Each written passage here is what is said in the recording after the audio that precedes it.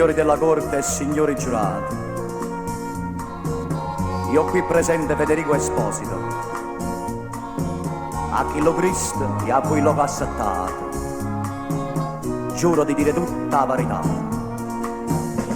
Mia moglie Maria Croce è innocente, come innocente lo sospettato amante, fra loro non c'è stato proprio niente, è una calunnia da malignità.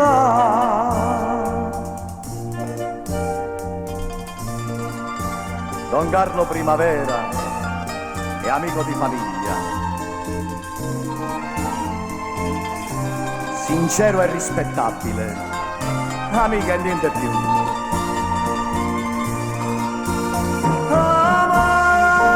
Amalia mia, ma non lo sa che bene, buona, irreprensibile, è piena di virtù.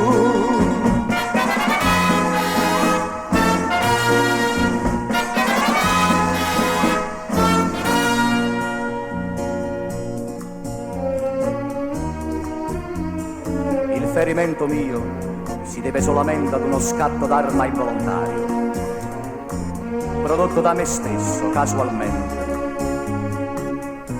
e in pieno petto il colpo mi ferì. Siamo la gente tutto vicinate, mia moglie accusa questa, accusa è falsa, e ciò me lo dichiara il danneggiato, la parte lesa non si può tradire.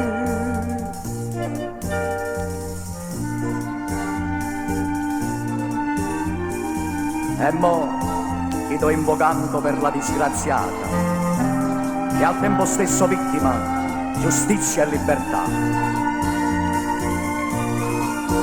Signori della corte, non so più niente detto. Sentita lei, sentitela. Ama, poco parlare.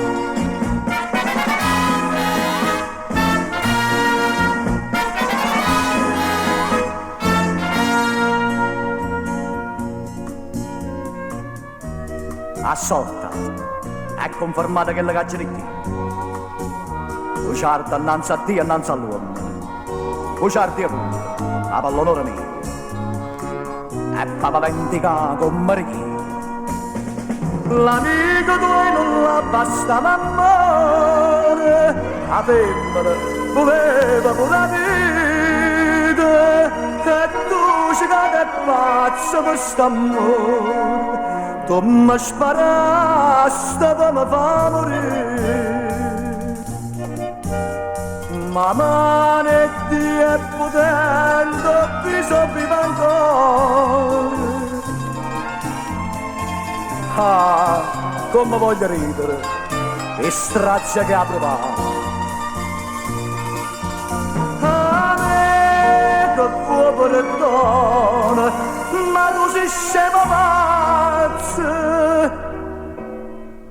Battenna ma la femmina, batte